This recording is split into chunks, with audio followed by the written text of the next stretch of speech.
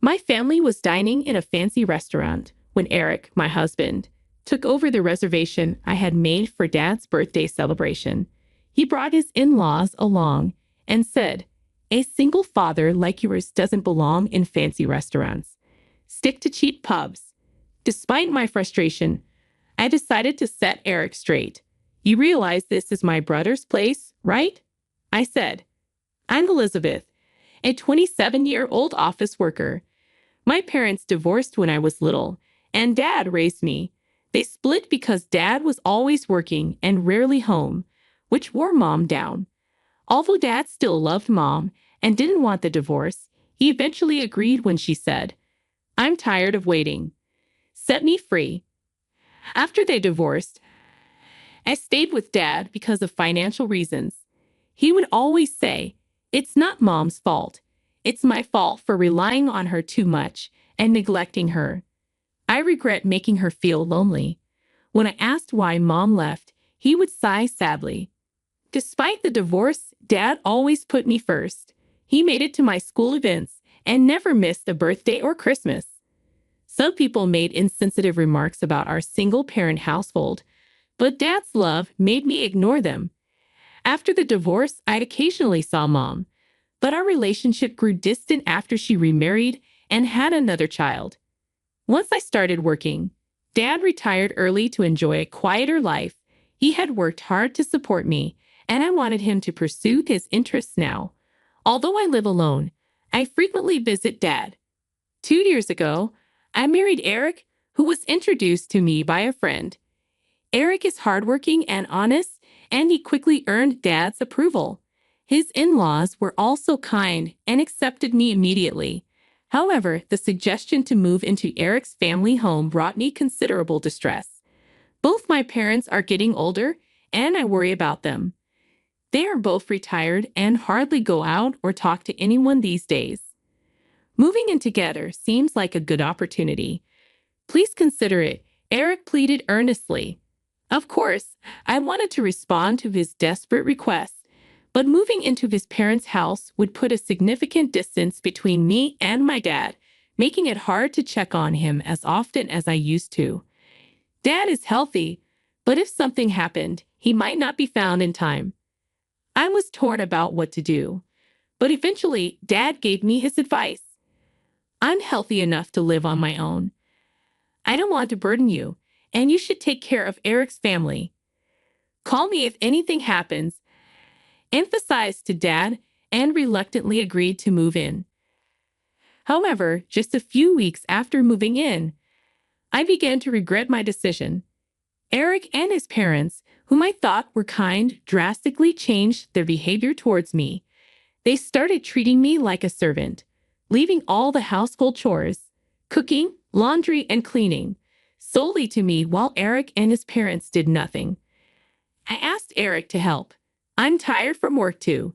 Housework is a wife's job, right?" he retorted. My protest that I also work fell on deaf ears. "It's different. You married me, so you should be devoted to me and my parents," Eric would dismissively say. Coming home tired from work only to face an endless list of chores was overwhelming. Not just the chores, but Eric's mother, Mary, relentlessly tormented me. She'd purposefully spill food to dirty the floor or complain about the slightest speck of dust. "This spot is dirty. Clean it," she would order, leaving dirty clothes all over for me to pick up. After I washed and carefully folded them, she'd say, "These folds will crease the clothes. Do it again," and kick them apart. Moreover, Mary often made disparaging remarks about me being from a single-father household.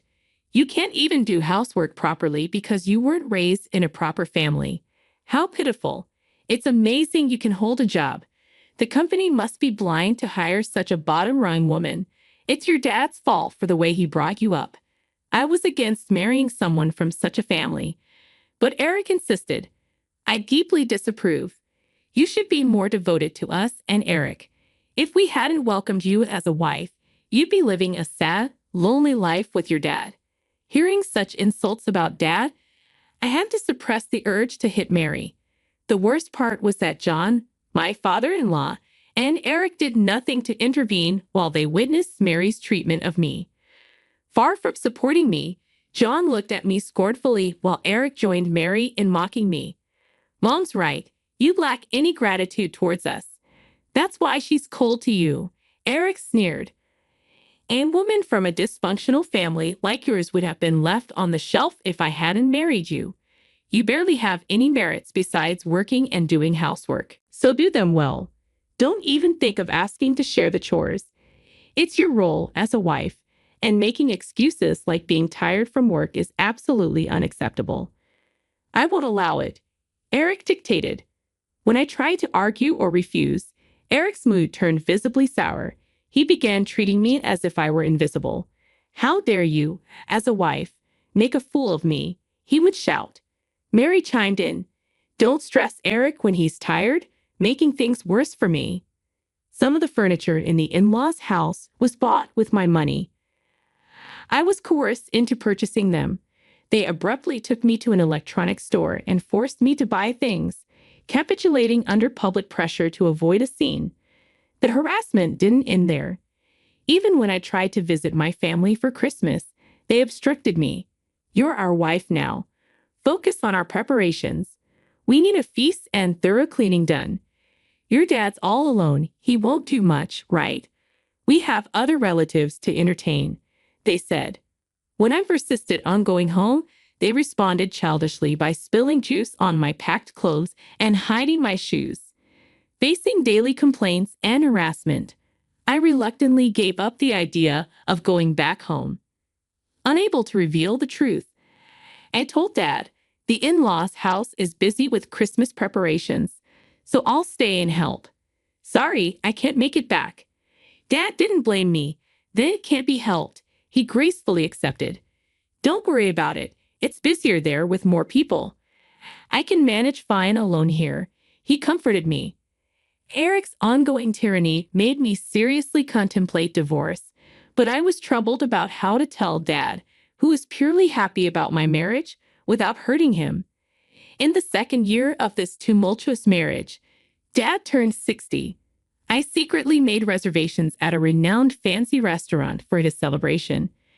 Anticipating complaints from Eric and his parents, I simply told them I had to return home briefly. They grumbled but reluctantly accepted when I promised it would just be for the day. Upon learning about the restaurant reservation, Dad was immensely delighted. "I'm so blessed to have such a wonderful daughter." "Thank you so much," he said. Hearing Dad express gratitude made me incredibly happy, but I never imagined what would unfold next. As we entered the restaurant and informed the staff of our reservation, we were met with a shocking revelation. "A reservation for two? There are 3 people claiming to be relatives already seated there." Confused, I went to see the reserved table, only to find Eric and the in-laws seated there. Eric, noticing me, sneered with a smug smile. "Too bad you can't outsmart us and dine fancy just by yourselves," he said. The in-laws didn't even look our way, indulging in the feast they had presumably ordered for themselves. Dad, seeing Eric and the in-laws, looked back and forth between us, clearly bewildered. He had only seen the pleasant side of Eric and the in-laws. His confusion was understandable. Eric, suspecting something from my cheerful demeanor about returning home, had sneakily snooped through my mobile phone. He learned about the 60th birthday celebration at the upscale restaurant and made it there first to preemptively order dishes. Eric began to mock us with a triumphant expression. "People from poor single-father households like you don't belong in fancy restaurants. Know your place. Let us savor the dishes here. Be grateful we're allowing you this much. You lot should go to some cheap pub," he said loudly, drawing annoyed glances from other customers. He remained oblivious, soaked in a sense of superiority. Dad, next to me, was dumbfounded by Eric's audacity. I was at my wits' end. I knew Eric and his family were selfish, but I never expected them to stoop to such shameless levels. My anger peaked as they ruined Dad's special 60th celebration. Suppressing my urge to shout, I calmly delivered a fact to Eric as he sat there smugly. This is my brother's place. He invited us here to celebrate Dad's birthday. At my words, Eric and the in-laws, who had been disinterestedly eating, froze. My brother, who had been listening to the entire conversation from the back of the restaurant, appeared with an extremely displeased look. He was taken by Mom during the divorce, but unlike our estranged mom, he has maintained and cherished his relationship with Dad and me. My brother owns the restaurant and was the one who suggested celebrating Dad's 60th birthday here. He hadn't attended the wedding due to work, but had seen the photos, so he had recognized Eric. He initially thought Eric and the in-laws joining at the reserved table were part of celebrating with Dad. Seeing Eric mocking me and Dad, and the in-laws not correcting him, my brother was furious. How dare you speak to my sister and Dad like that?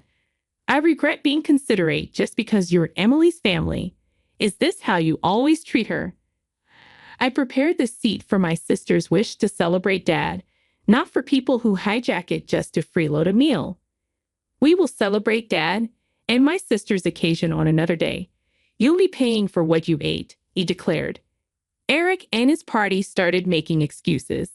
No, that's not it. We were really meant to celebrate. But my brother left them to the staff and to me and Dad outside. I'm sorry for letting such people into the restaurant and ruining the celebration. I'll make it up to you. He apologized to us.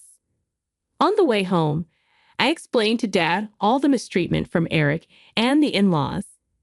After listening silently, Dad said, "If you're unhappy in your marriage, there's no point. Don't worry about me. Come back home." So I didn't return to the in-laws' house, but went straight to my own home. Shortly after, my brother called to inform me about Eric and the in-laws. They had caused a scene over the bill, but reluctantly paid when threatened with police involvement. Minutes later, Eric called. "Where are you? You've embarrassed us.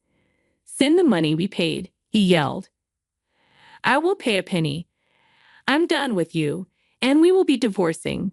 I've gathered evidence of the bullying, so be prepared," I firmly replied. I had been collecting evidence of the harassment from Eric and the in-laws, which they never suspected. According to a lawyer I consulted, the forced purchases and other financial exploitations were enough to prove psychological abuse. Realizing I was serious about divorce, Eric panicked. No one but me would marry a woman from a single-father household. "Do you want to upset Dad?" he threatened. I scoffed. "Dad said my happiness matters most. I'd rather be with him than care for the likes of you," I replied. Still, Eric warned, "You'll regret this. Think it over." But I hung up and proceeded with the divorce preparations. Eventually, Eric and I divorced. He was reluctant due to societal image, but finally gave in as we neared court. I secured substantial evidence of psychological abuse, which ensured I received a fair settlement in the divorce. Additionally, during the property distribution, I made sure to protect my assets and secure my future. I took the furniture I had purchased for the in-laws' house, having the legal right as the buyer. The in-laws tried to complain, but my lawyer simply stated that the purchaser naturally has the right of possession, leaving them defeated. A few months after returning to my parents' home, Eric reached out, wanting to reconcile. Apparently, on the day that triggered our divorce at the restaurant, Eric's boss and colleagues were there for a work celebration. They heard everything he said to me and Dad. Eric's boss, who had struggled growing up in a single-parent home, was disappointed in Eric's disparaging remarks about single-father households. Eric, who was a promising employee, lost his standing and any chance of advancement. Moreover, his colleagues had spread the story, and he was now regarded with contempt at work as a psychological abuser. Eric's problems didn't stop at the company. The in-laws' house became chaotic too. Before our divorce, Eric and the in-laws had offloaded all household chores on me. After the divorce, entrenched in laziness, they bickered over who should do the chores.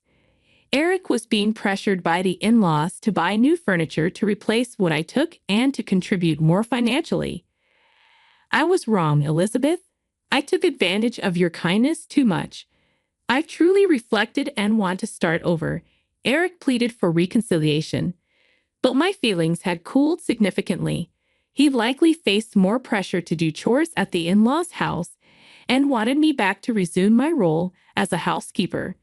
Perhaps he was also trying to offload some of the financial demands from the in-laws onto me. So I firmly rejected his proposal. No way.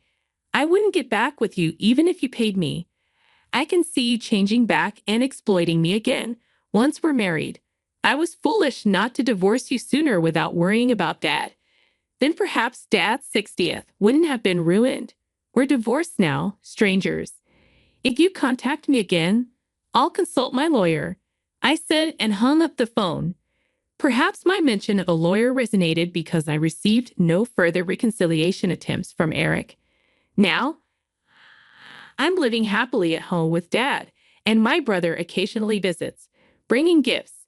His wife is pregnant, and he seems truly happy. Dad and I are both looking forward to the baby. While I'm not considering marriage anytime soon, if the opportunity arises, I'll be sure to choose more wisely.